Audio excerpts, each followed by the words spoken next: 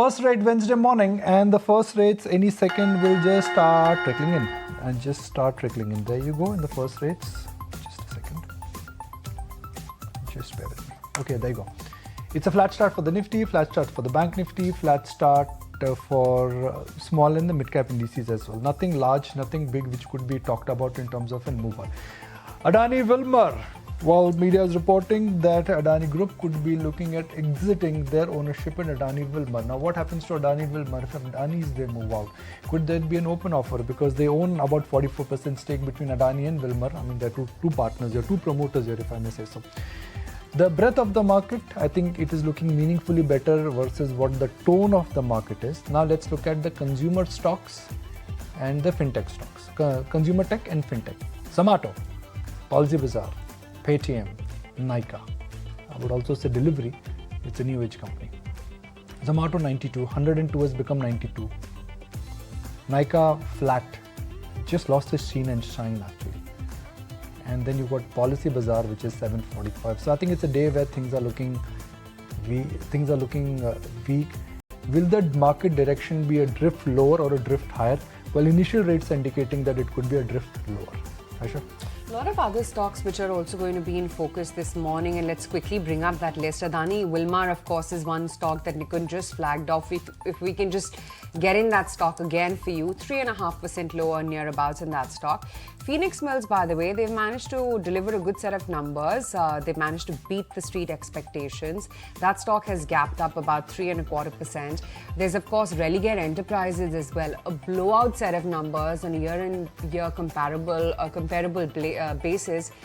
The numbers have been extremely good, 3% higher on Religare and still counting upwards. There's Chalet Hotels, there's Lemon Tree Hotels as well. Both Investec and Elara have initiated a buy on these stocks. Chalet and Lemon Tree Hotels both looking good. PB Fintech may be a little tempered and simmered today, while Macquarie has initiated on the stock with an underperformed rating. The target price has been set at 560 though, so that's significantly lower than the current market price of 738 on the stock. And Siemens as well, the margins were the only negative actually, come to think of it, on the Q1 earnings. The rest of it looks positive. So absolutely flat with a little bit of a negative tint for Siemens as we speak right now. A couple of other stocks as well. Coal India, the Q1 results have managed to beat the estimates. There's been a significant margin expansion. Stock holds up 1%. Lupin has got an FDA approval for one of their acetonide oils. So that also is another stock which is in focus. Data Patterns came out with the numbers. Profits have risen 86% and the revenue has jumped up over 31%. Data Patterns now at 2090, over a 3% climb on that stock. There's Oil India, good numbers there as well. Birla Corp, good numbers there too. And then, of course, negative numbers coming in from ICICI Lombard. The margins as well as the EBITDA has not risen as per the street expectations. 1.25% lower on that stock. RT Industries, Happiest Minds as well. The EBITDA is down 3% on a sequential basis on Happiest Minds. And then, of course, there is Brigade as well. We're going to be chatting with the management too. The EBITDA has come in down almost 25%, and the revenue also has slipped 27.5%. A 4% crack coming in on Brigade in an otherwise extremely buoyant real estate segment, both on ground as well as in stocks as well. Gujarat Alkalis, Utkarsh Small Finance Bank, Idea Forge, they've all been a bit of a miss. So all these stocks are reacting negatively as we speak right now. But Kunal, quiet for the Nifty. Would it take any direction? You think it's going to consolidate further at these levels? Yeah, I think consolidation till tomorrow weekly expiry, because that's where most of the option tilt is. So would expect the index to remain to this 100 point or maybe at max a stretch of 150 points for itself, the Nifty specifically. In terms of opening trade, I think Bajaj Finserv is something which I've been recommending since last 2 days, because my sense is that the indicators have come back into a deep oversold territory for the stock price, and I would expect a reasonable bounce coming into the stock even at current levels. It's bounced back towards 1520 mark, but I believe even at current levels there could be an upside of at least another 30 to 50 rupees for Bajaj Finserv. Right, Naresh, what's the first trade that you're punching in? So getting into Federal Bank, looking at it to add on the way up about 137, 138 levels, preempting the move as of now, breakout would be about 137, 138. Gautam Trivedi joins us now. Let's connect with him. Let's understand what he makes of the current market setup. Good morning. Are you ready? Can I ask you a question? Yes, I'm absolutely ready. I'm always ready for you, Nikunj. That's very kind of you. We always look forward for this interaction. So thank you for joining us. It's been a good year. If you bought stocks in April, May, June, or even July. Correct. So the summer rally Correct. of 2023, do you think it will extend itself for remaining part of the year? I think it will. And let's understand one very basic thing, which I think sometimes people, when I meet them socially, they think India is the only country in the world that seems to be having a stock market rally, and all the money in the world seems to be only coming here. Because if you read the financial newspapers or media channels, you almost get the feeling that we're alone in the world. But this is a global rally. Let's understand that. Year to date, the total amount in terms of market cap expansion of the world has gone up by $6 trillion. You've got the DAX, you've got the CAC, you've got the Nikkei at all-time highs, the Nifty 50, of course, all-time highs. These are real events that are happening across the world. So in spite of all of the war in the Ukraine, the price of oil, Saudi Arabia trying to keep the price of oil up, all of that has nothing to do with liquidity. Liquidity seems to be coming unabated, and I think that's what's really driving the markets right now. So let's understand the global setup. Inflation is coming back. It could be tomato and onion, but it is corn, wheat, maize, and US residential prices, at least for the developed market. If the narrative changes, which is that from no more rate hike to one more coming, could that really act like a sledgehammer for the global setup, and could things really backfire? I don't think so. Sledgehammer itself, you need something more significant than that to really impact global equity markets. So I don't think one more rate hike is really going to be the death knell. Now, the question really is, and I got this WhatsApp only this morning, and I assume it's mostly true, that the absolute amount of debt within the US systems, whether it's student loans, credit cards, auto loans, housing loans, etc., are at record highs. Now, does the US have the ability to actually service all of this debt? And will that additional 25 or 50 basis points rate hike by the Fed tip the scale towards a full-blown recession? I don't think so as yet. Okay.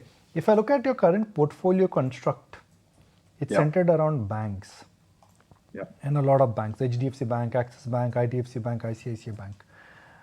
The numbers are somewhat mixed for some of the banks. PSU banks have reported a drop in NIMs, whereas private banks, they continue to chug along smartly. What is in store for banks now?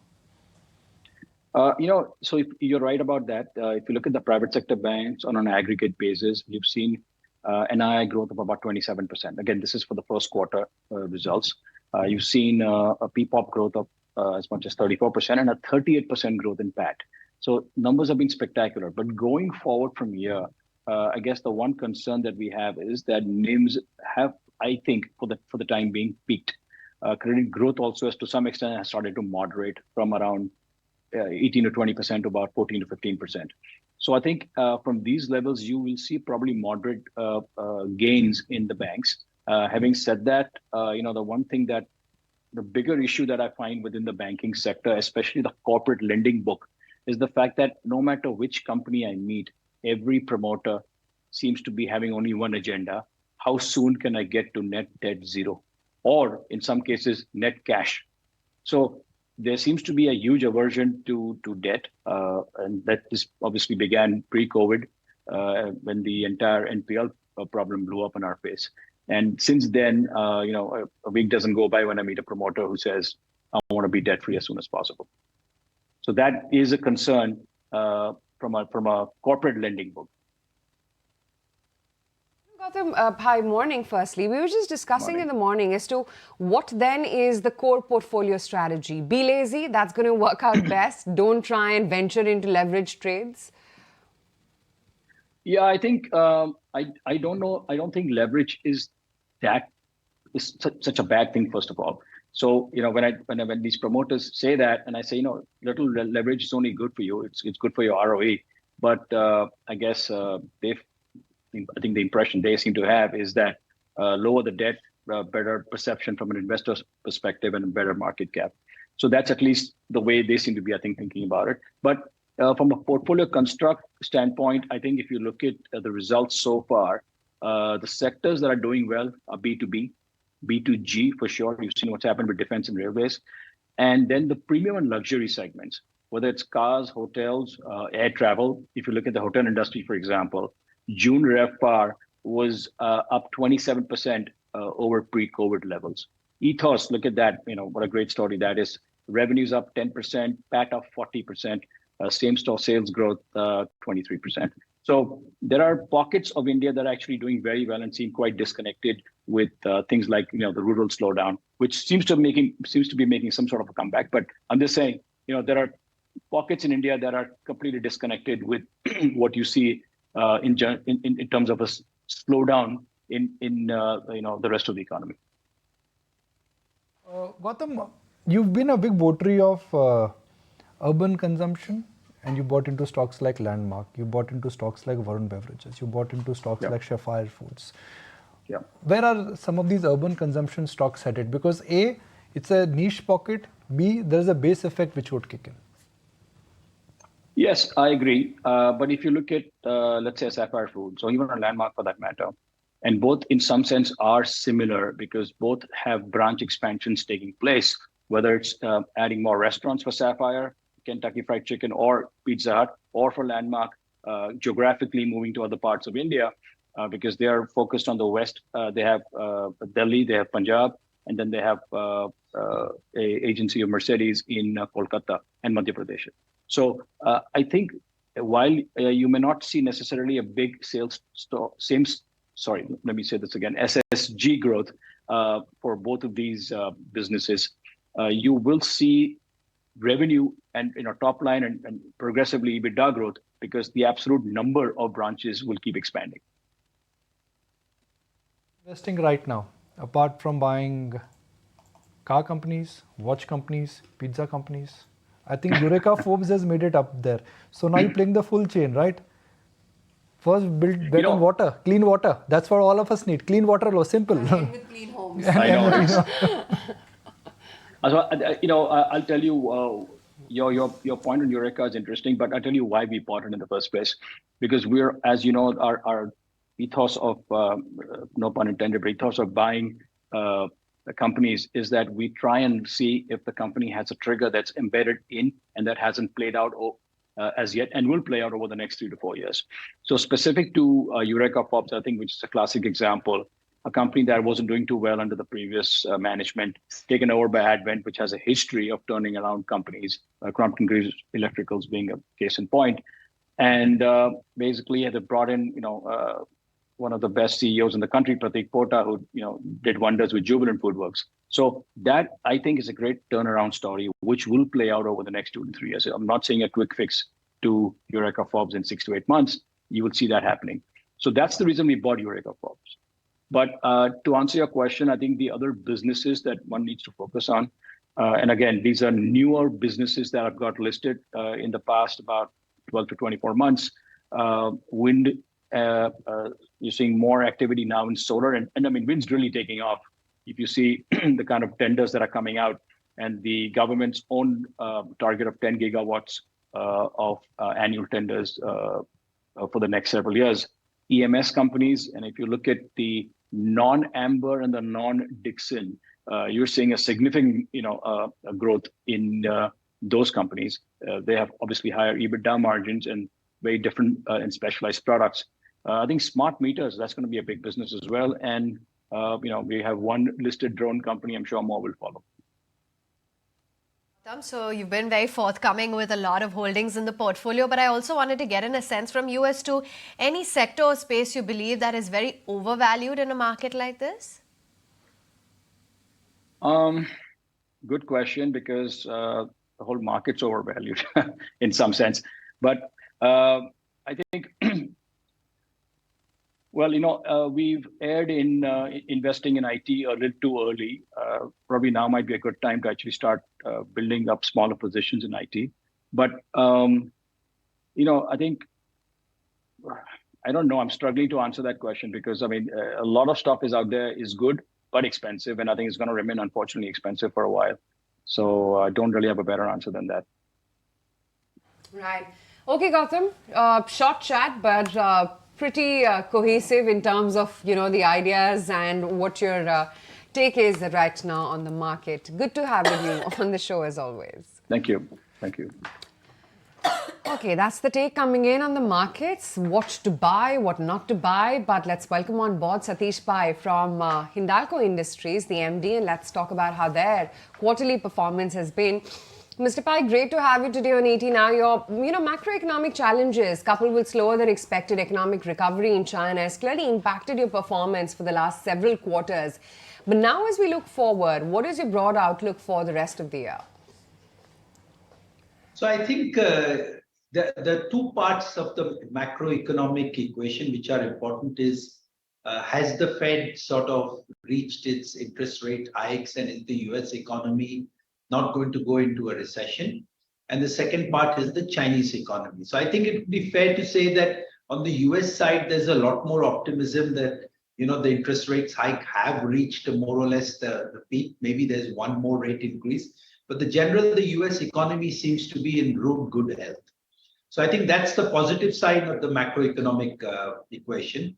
The Chinese economy, on the other hand, people are quite worried because it doesn't look like consumption is picked back up yet. So that's what's keeping the commodity prices a little bit depressed. So on the macroeconomic side, in the second half of this year, we are going to have to see if the Chinese economy can pick back up. Okay. So in your con call, you said that the indicators for Q2 indicate a broader slowdown in activity. Can you just specify more on that? Does that mean that in the near term there is going to be weakness?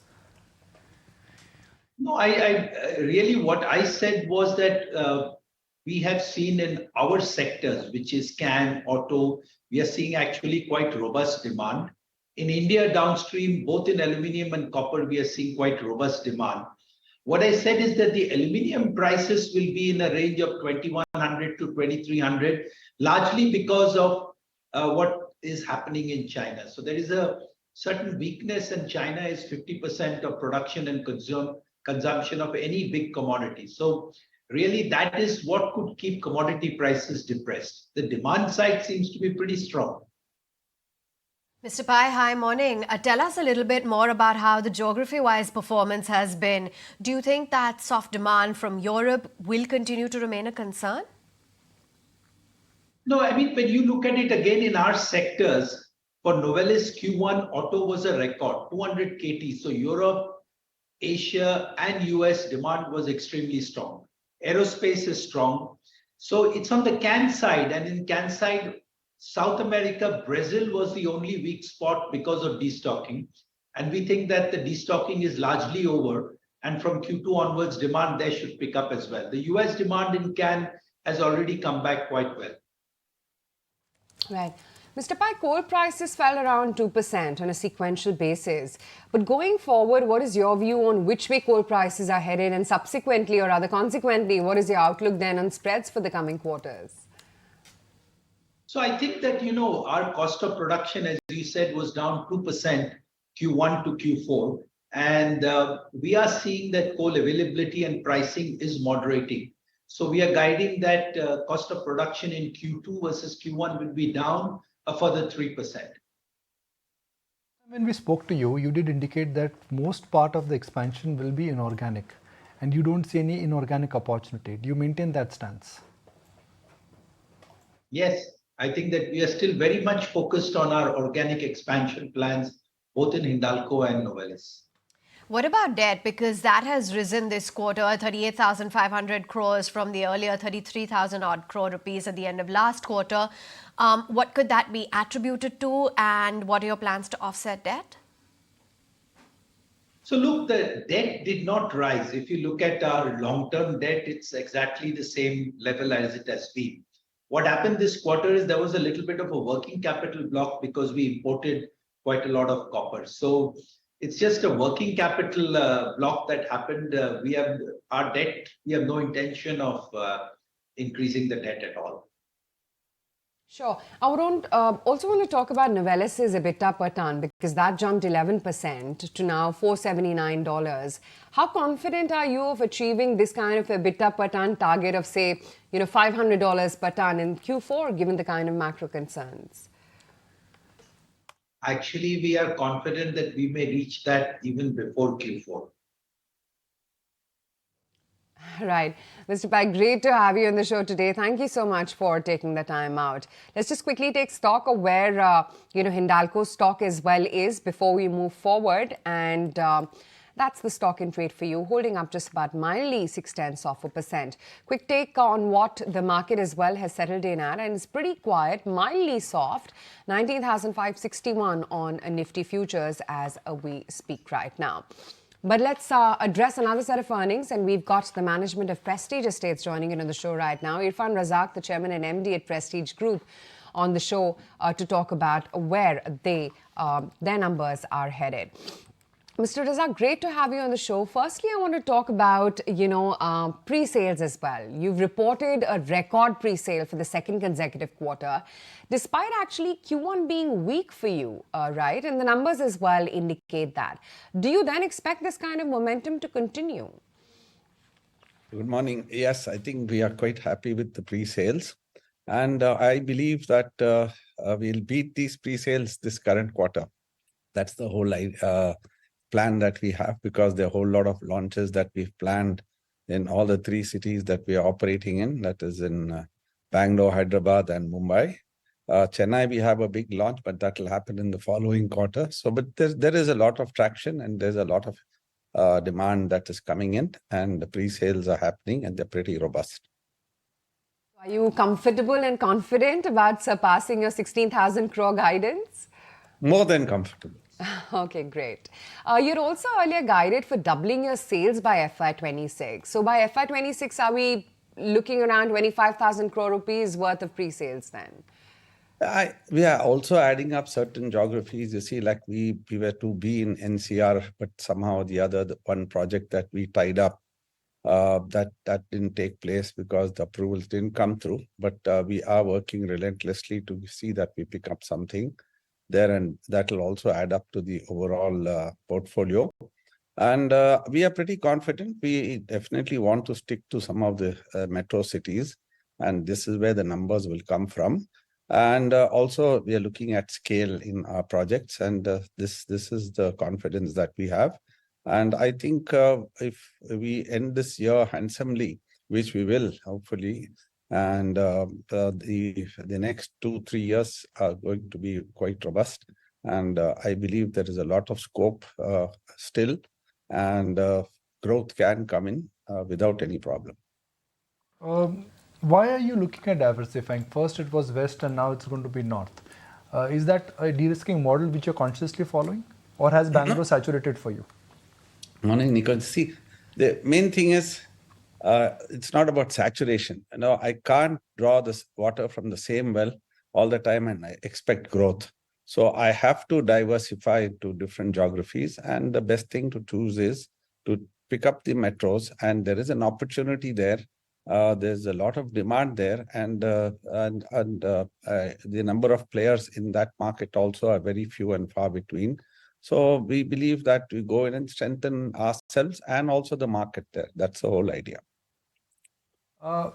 Has there any change in business or demand for you in your main market, which is Bangalore market, especially after the new state government, or after the government change in Karnataka? No, the market continues to be quite strong. Only thing is, since there is always the changes in administration, change in government, the overall approval process gets a little sort of destabilized for the short term. And then again, once it falls in place, they see now we are in the RERA regime. So the main important thing is to get the approvals as quickly as you can, get the RERA registration, and then do the launches. So whatever launches we thought we could do in Q1 will definitely happen in Q2, and that will also boost up the Q2 sales. We are 1 month of Q2 is already gone by, and there's been no new launches, and we don't have inventory. But we are quite confident that the next 2 months we'll get this by. When you will move into other cities, other geographies, let's say Mumbai and North, could that impact your aggregate margin picture? Because when you're entering into a new market, you will have to do something new, different, something which is a better value, something which is perhaps cheaper than what the dominant players there have to offer. No. The most important part is never compete on price. Because the moment you start competing on price, you're only looking at cash flows, not at the bottom line. That we've never done. It's about service, it's about the product, it's about the location. And see, I always believe that you have to complement the existing players in whichever market we go to, and it's healthy. I mean, bring in more of competency, bring in more efficiency, and you actually are allowing the market to grow and bringing in confidence into the market. So that's what our purpose is, and we are doing that well. We did that in Mumbai. People were skeptical, and now things are looking very bright there. We've done that in Hyderabad. We've done that in Chennai. Chennai, of course, the approval process, again, something is likely to happen this month. If that happens, probably we'll have a large launch, if not this quarter, but for surely next quarter. So we have enough of pipeline. Only thing is the approvals have to come through, and the moment you launch, there is a pent-up demand in these geographies. Mr. Razak, what about the outlook when it comes to the annuity portfolio? Because after selling off the substantial part of the office and the mall portfolio to Blackstone, you've embarked on rebuilding the annuity portfolio. So what kind of opportunity are you seeing here? What is the kind of exit rentals that you're targeting from this portfolio? Absolutely. Now that this is a portfolio that we are now very keen to once again develop and create a large portfolio, and at some point of time either take that to a REIT or an IPO separately. One for office, the other is for retail. Now retail, we've already got now 3 assets. 2 assets are already trading. The third asset in Kochi will start trading this month. So the 3 malls are doing extremely well. The demand is quite sort of surprising to us also, and the retailers are pretty happy with the type of footfalls we are getting, and that is helping the cause. So at the end of, say, 5 years from today, 2020, not even 5 years, maybe 4 years from today, we'll have 10 million plus square feet of operating malls. We'll have a substantial amount of office space in cities like Bangalore, Mumbai, and Hyderabad, and also Chennai. So this will help us to get a substantial annuity income, and we are targeting something like 3,000 crores per annum, and that's very highly likely to happen. And of course, hospitality also, we are there. I think at the end of the next 4 years, we'll be operating with almost 3,000 keys with various brands. So, Mr. Razak, just to summarize today's interaction, now, one side we are saying high tomato prices are having an impact on consumer inflation. High oil prices are having an impact on, commuting inflation. But you are of the view that the trend what you have in the industry which you are present, which is the real estate sector, next 2-3 years at least, you don't see any kind of a slowdown, and the CAGR growth rate of last 2-3 years will continue. Plus minus could happen, but trend will continue. No, trend definitely will continue, because see, one thing we must understand, that housing in our country is a need. It all depends on which target audience I'm addressing to, and I'm able to produce the right housing in the right location at the right price. The demand will always come. It has been there, and it's now picked up, and it's actually the speed is more. And 2 reasons for that is there's been a lot of consolidation also that's happened. So the beneficiaries of this is that many companies who have done well, who have professionally managed themselves and who have delivered, are the ones who are the beneficiaries for it. And I think going forward, and since we are a very diverse company, we are not only dependent on residential, we've got all the asset classes in real estate. The future is pretty bright. Oil prices going up low, that's all a temporary phenomena, and that keeps going, that keeps happening, and there's no control on that. Appreciate your time. Thank you so much, Mr. Razak, for spelling it out for us and giving us a better indication as to how business is shaping up at Prestige Estates. So there you have it, pretty confident sounding Mr. Razak. All right, a quick glance at the markets, 19,505. But from one real estate company to another, Pavitra Shankar, MD at Brigade Enterprises, with us on the show to talk a little bit more about the growth outlook as well as the drivers down the line. Thanks much for taking time out. To begin with those pre-sales, 996 crores, despite the fact that Q1 seasonally weak. Do you think that in the coming quarters we can see better momentum, given that you had spoken about 5,000 crores of pre-sale achievable in FY24? Actually, we had not really given a guidance on FY24, but for sure, yeah, we had a very good year last year. We were hoping for better Q1 sales, but has done pretty well considering that some of our launches got pushed into Q2. And I think there is some dependency for sure on launches. At least 60% weightage of our numbers will come from new launches. That's the kind of market that we're in today.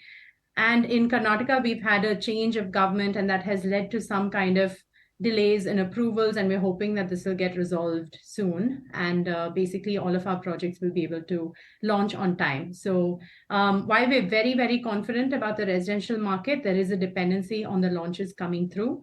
But once they're in, I'm very confident that they will do really well. Okay. What seems to be the challenge in the Karnataka market? I mean, is it like routine clearances which have got stuck, or this could have impact on FY24 earnings? It's sort of routine. I mean, the government, we had an election, there's been a change in government, different party entirely. So of course, there's a lot of officers change at various levels. So I think that will just take time for it to settle down and basically flow through in terms of approvals. Just a coincidence that we had Mr. Razak just before you joined us, and he was of the view that the real estate cycle for next 2 or 3 years is in a sweet spot. Now, let's first hear your views on that. And while you share your views, if we also add up, do you think top line as well as pricing power, the bowl will remain robust, or it is only the demand which will remain robust and prices are unlikely to go higher? So I would agree that we have a very favorable outlook for the residential sector as well, not just Prestige and Brigade, but there are multiple developers who feel the same way. I think it's structural and quite long overdue. So I think over the next couple of years, for sure, we can remain confident. Of course, barring something major happening, one always has to qualify. In our portfolio, we've seen robust movement in demand and therefore inventory, but also pricing. So I think the growth will continue with pricing as well. Home loan rates have stabilized around 8.4, 8.5%. And, this is the thing, like once the cycle takes off, you really start to see demand continue to, support itself over the quarters as we've seen it. So we are very confident that not only will the demand continue for inventory, but also we'll be able to continue pricing power. Of course, we have to make sure that that stays in line with what customer expectations are. But what we've seen is typically taking small pricing increases over over shorter periods of time has really been helping us push the realization. The correlation between IT demand, startup demand, and what happens to Bangalore real estate? Because sitting in Mumbai, every time we think that, okay, Bangalore is IT, and if IT sector goes thanda, then demand will also become thanda. Is that correct? Mm-hmm. I think we have to expand our definition and maybe understanding of what is the IT sector. Like it's sort of caught on to so many different businesses. All businesses are looking at digitization. All businesses are looking at, AI and using their data. And there are so many different avenues in which IT, quote unquote, is being used in, just running a business today, that I don't think it's just about some of the major IT companies and whether they're hiring or not. So across the board, people are using technology more, and that results in the demand for this kind of talent. And Bangalore and also other cities that are driven by this kind of talent and have a critical mass in terms of how much talent they have are not going to be as affected. And I think going forward, that's kind of how, human resources in general is going to go. Like everybody's upskilling towards using more technology, and that results in them being more competitive in their salaries and so on, and having pricing, having the power to consume. So from that perspective, I would say we should expand our definition as to what IT sector really means. Okay. what impact do you think inflation has played in terms of understanding your margins? So in terms of pricing, for sure, the inflation has come into that as well. We are able to price a little bit better. On the supply side and cost side, things have stabilized a little bit, while it is still significantly higher than, say, 2020 or 21. We still do see some cost pressures down the road due to inflation. But overall, I think it has not really impacted the ability to sell or to drive pricing either. And in some ways, the more inflation there is, of course, with some limits, appreciation in real estate tends to be higher. That's kind of what we've seen over the past few cycles. Right. Okay, Pavitra, great to have you on the show. Thank you so much for taking the time and speaking with us today. Thank you. Let's just revisit what the market has settled in at, and we're slowly actually grinding lower. It looked like a flat start. We dipped about 0.5% almost on the Nifty Bank, and for the Nifty as well, it's grinding a little bit lower. So we've breached that resistance of 19, or rather we're still to make it to that resistance of 19,600, a good 100 points away from that, and now just about defending 19,005K, which also could get broken. Siemens, look at that stock because that's fallen 2.6% right now in trade, reacting to its numbers. There's Z, which is down 2.6%. There's MFSL, which is down 2.25%. Idea as well is lower by about 2%, and Can Bank is also down nearly about 2%. These are some of the liquid losers as we speak.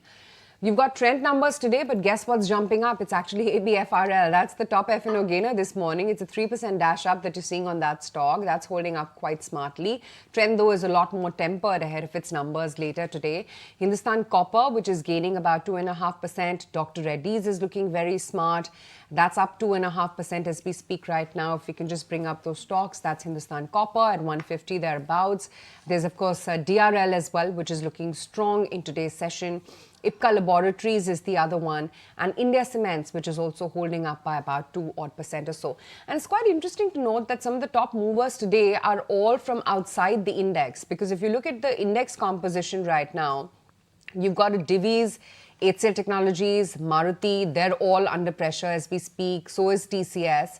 While yes, Coal India is reacting positively to its numbers, SBI Life is holding out okay, Adani Ports, M&M, and DRL are looking okay, but the big buzz is really in the mid-cap end of the market. And because that's the other factor, right? Well, the Nifty has actually corrected what it has from almost making it to that 20,000 mark. The mid-cap index actually managed to hit a life high yesterday.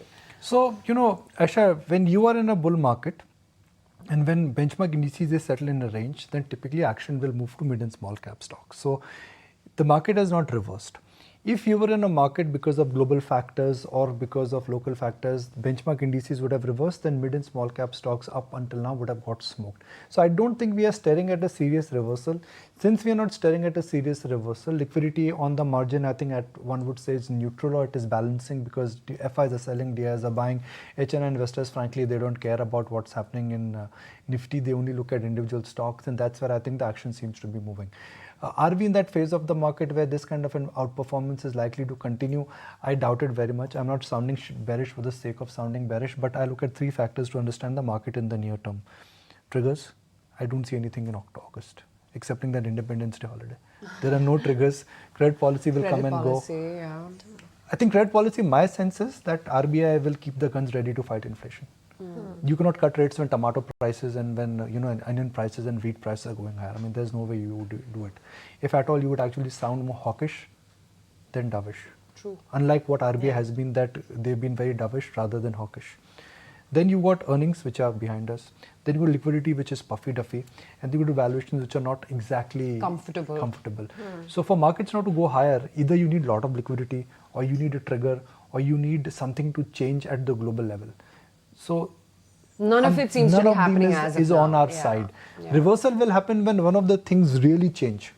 But with this kind of a setting on the table, until and unless the setting on the table changes, I don't think the market is going to just go gangbusters from here.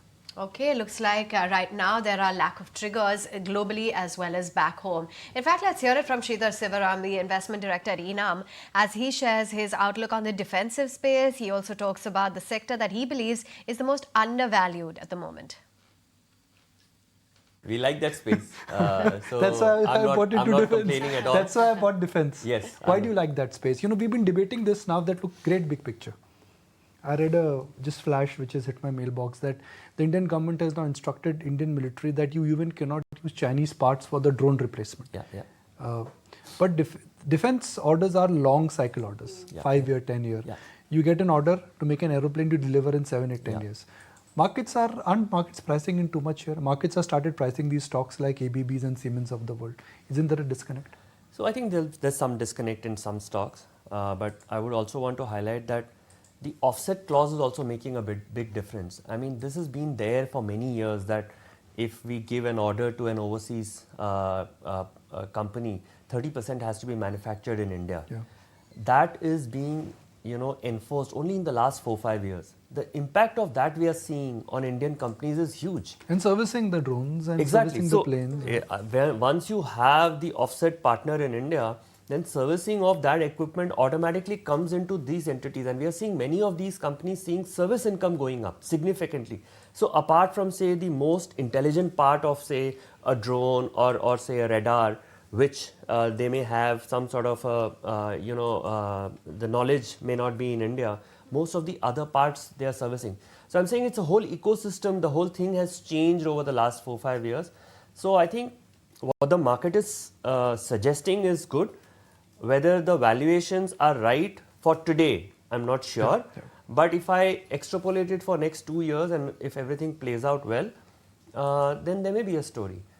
So we are long some of these stocks. Some of them may not have earnings exactly as we expected. As you said, these are long gestation orders. Not all the orders are executed at the time that is expected. So there's some patience is required in this. But we Where else are you long? Financials, the very obvious one. That's 2 years ago. Yeah. I think, see, they have not participated. To be fair, the top 5-6 financials, if you see, they're up for maybe 5-6% for the year. They've hardly done much. Earnings have been very good. So I don't see complaint as far as earnings is concerned. Maybe margins have peaked out, but credit costs have behaved very well. So I don't think we are worried about 2 quarters here and there. We are seeing the longer picture or the next 2 years, 3 years. If India grows, say even at 6-7% from a GDP standpoint, these stocks have a long way to go.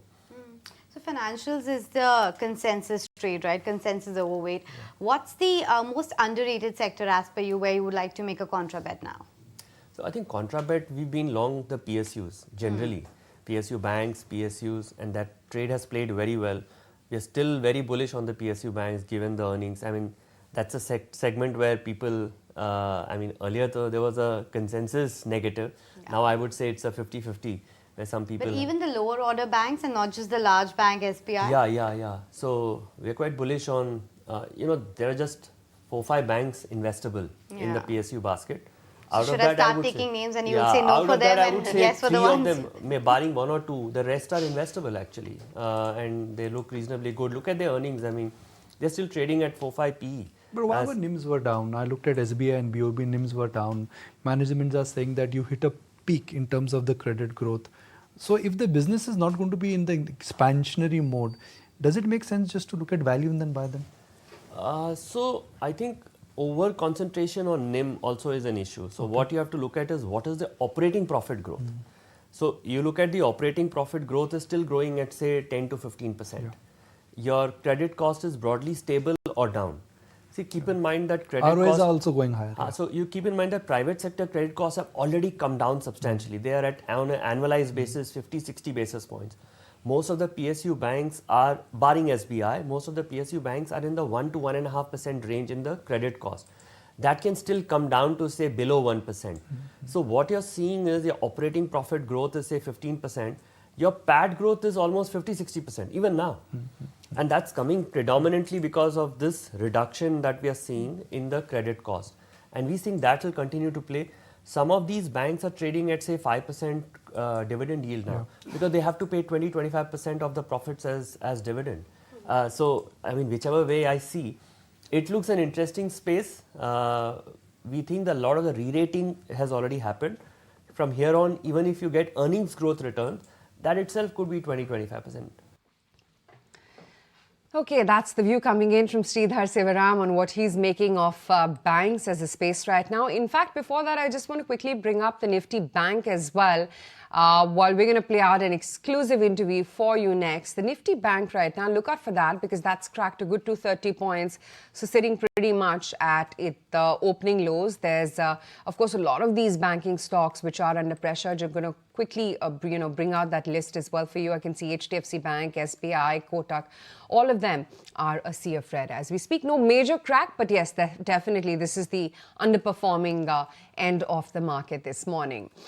But as AM Nayak hangs up his boots at L&T and chairs his last AGM, we have this candid chat with him, mapping his 6 decades of nation building and also India's largest engineering conglomerate. He talks of L&T, of the future and also the succession plan which he's put in place and also the opportunities which lie ahead for the country and how L&T can participate in the same. I feel good. I mean, there is no doubt that it has been very satisfying what has been spent over 6 decades.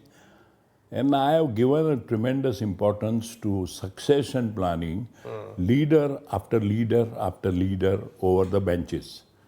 So I had 5 generations of leaders which I had mentored over the last 50 years. And then, of course, the latest is now when I'm withdrawing. And I'm going to be still around. I mean, finally, I'm a chairman of the L&T Employees Trust, which is the biggest shareholder of L&T. Yes, you've beaten them in their game, in their turf, not only here in India. And that is a satisfying moment, So I want to go back. And by the way, in 2000, we had 0 export, 0. Today, 1/3 of L&T. In this period, you've also seen India change its complexion, especially in the last 10, 15 years. How are your observations there? India has changed a lot, I would say, but could have been much faster, much better, much straighter.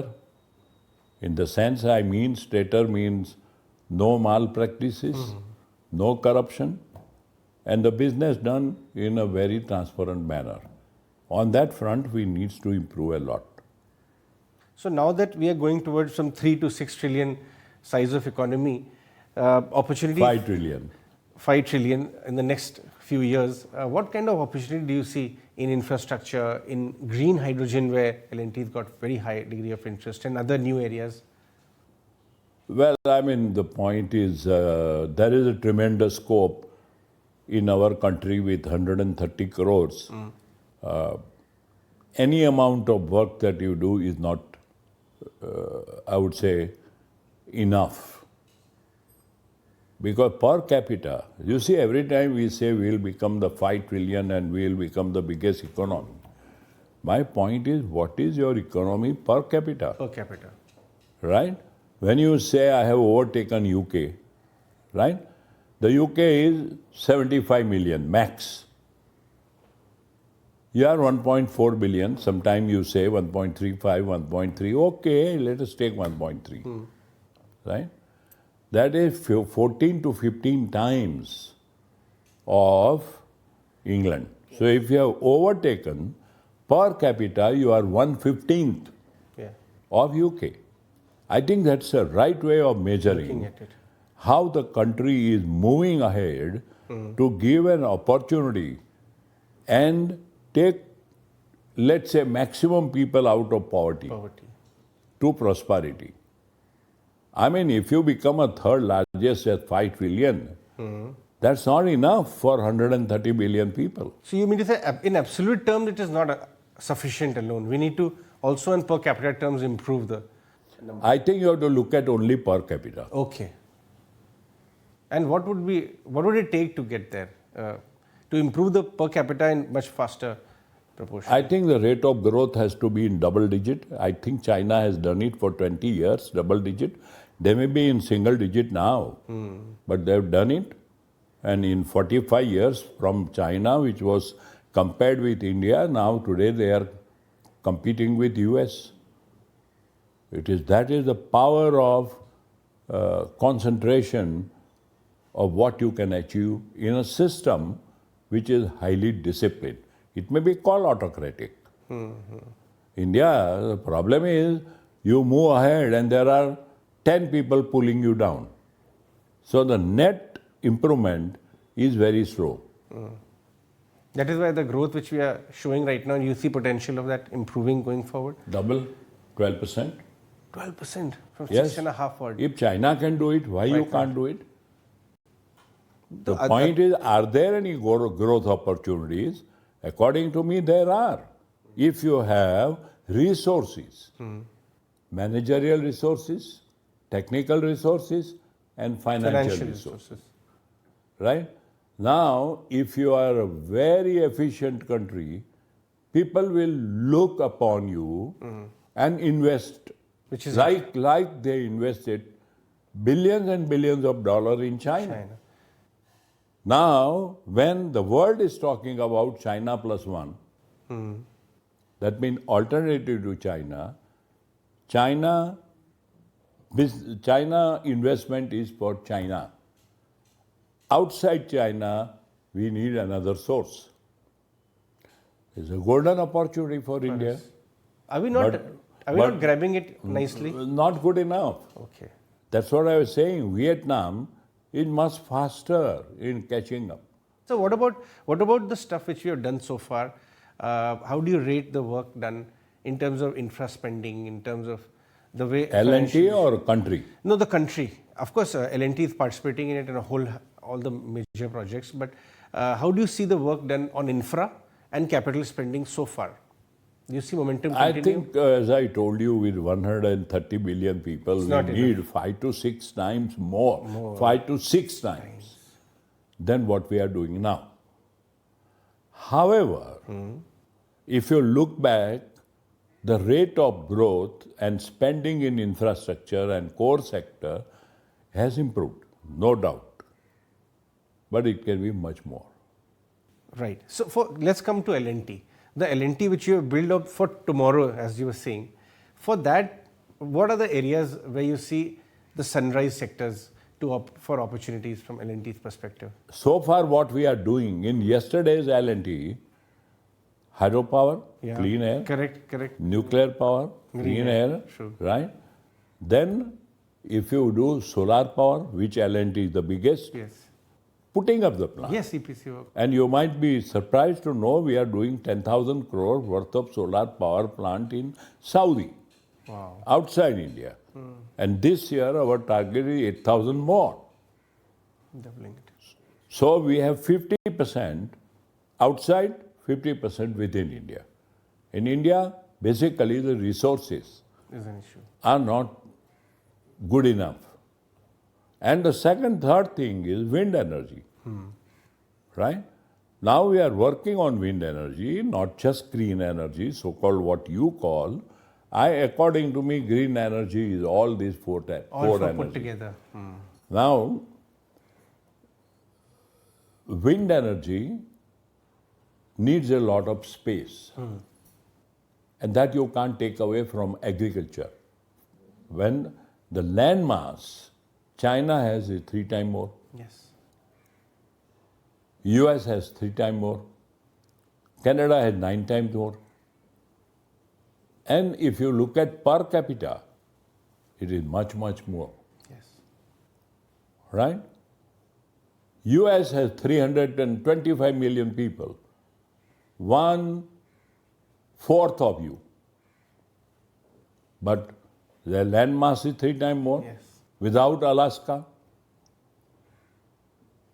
So their land mass is per capita 12 times more than you. Than us. Right?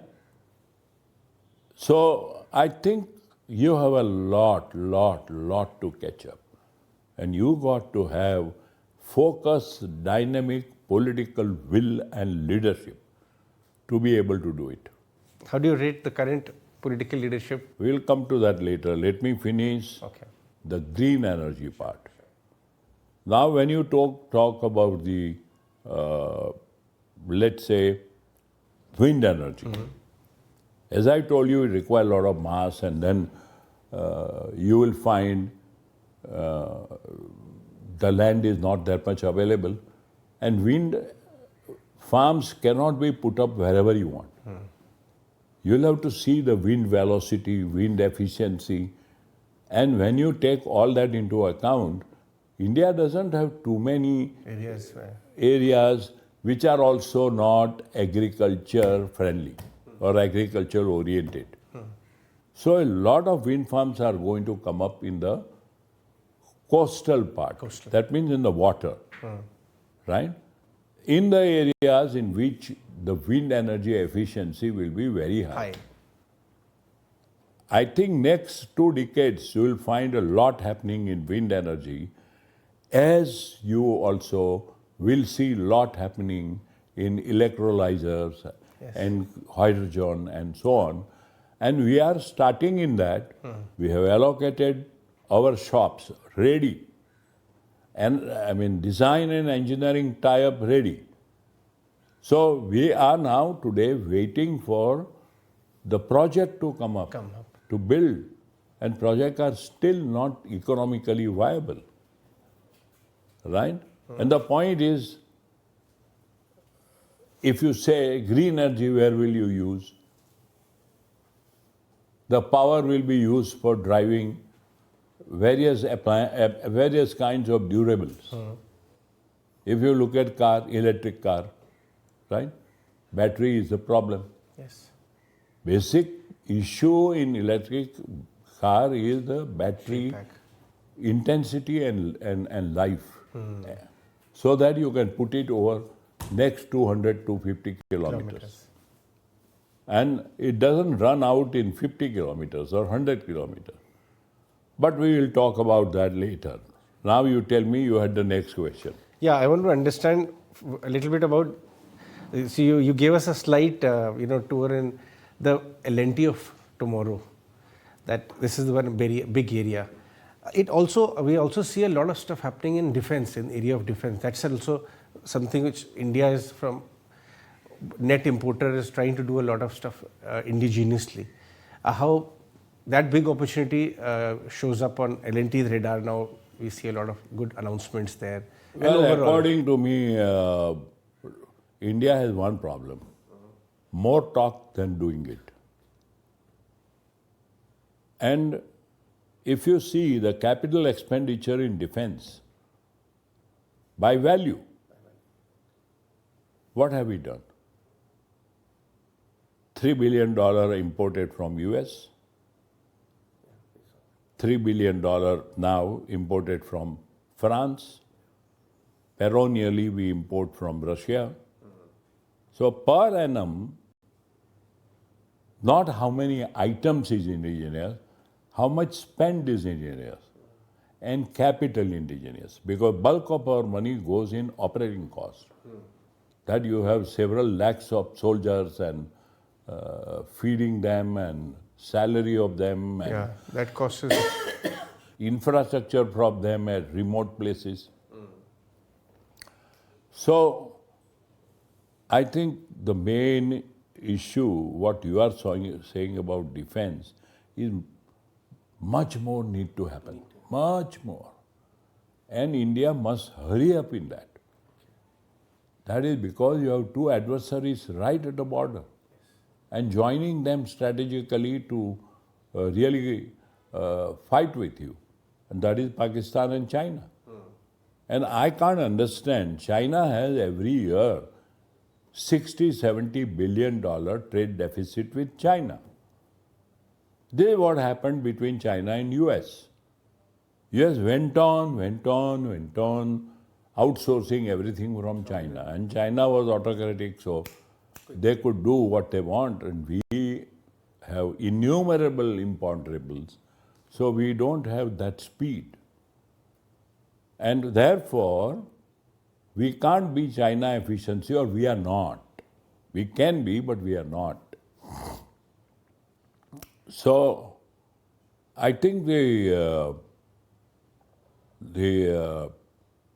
green energy, what you raised before I come to this point, lot will happen in future. Cost has to come down. And on wind energy, lot will happen in water over 10, 20 years. So I have been advocating internally, not advocating, thinking also. Why can't we have two blocks? One yesterday and today's L&T, which is the infrastructure and power and conventional power, conventional hydrocarbon, heavy engineering, defense, within defense, the regular defense, and the today's and tomorrow's L&T. Now we have a platform, $6 billion of IT, and tremendous skill which no one has got. Show me a single IT company, plus, so use that platform and build up what you have to do on digital and AI and automation and electronic component manufacturing in that area. On the other hand, in the same thing, other subdivision will do green power.